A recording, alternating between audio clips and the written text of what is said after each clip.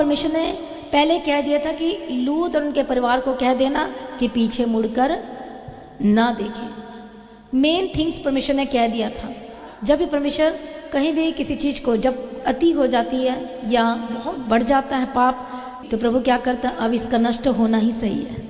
तो प्रभु ने क्या किया, डायरेक्ट नष्ट कर दिया कि पहले अब्राहम को बताया मैं बचा लूँगा। नहीं नहीं, एक धर्मी तो भी, तो ये बचाव कैसे आई है, वाया अब्राहम की वजह से। हालेलुया।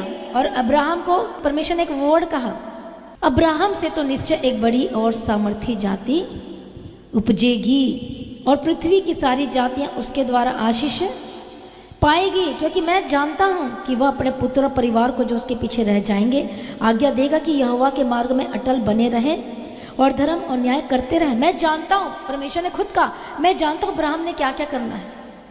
मतलब प्रभु आपको जानते हैं कि आप क्या कर सकते हो आगे, या आप पलट सकते हो या विश्वास योग्य बने रह सकते हो। कुछ समझ में आ रहा है?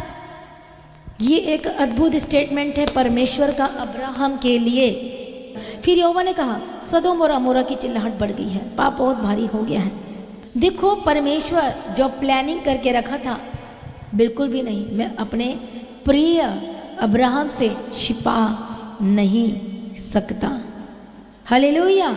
इसलिए जो प्रभु करने वाला था, तो प्रभु ने बता दिया कि मैं ये ऐसे करने जा रहा हूँ, तो एक बार तू उनको बता दे, एक बार तू कह दे। पर उससे पहले कह दिया, क्या इतने लोग होंगे तो भी तू नष्ट कर देगा, इतने लोग होंगे। परमेश्वर ने कहा, यदि एक भी धर्मी हो तो भी मैं नहीं करूँगा।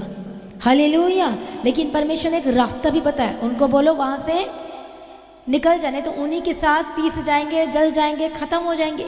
इसीलिए परमेश्वर कहता है कि उनके साथ उनके असमान जुए में ना जूतो, वो तो नष्ट होंगे और साथ में तुम भी पीस जाओगे। कुछ समझ में आ रहा है कि नहीं आ रहा है?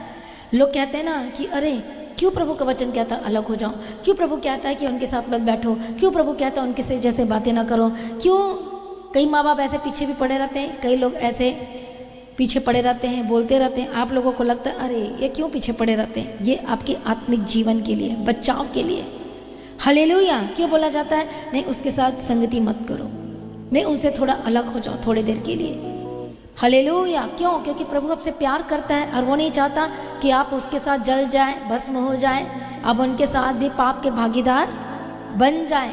इसलिए परमेश्वर क्या करते हैं, रास्ता बता देते हैं कि नहीं नहीं तुम्हें ऐसे करना, नहीं नहीं तुम्हें ऐसे नहीं करना है।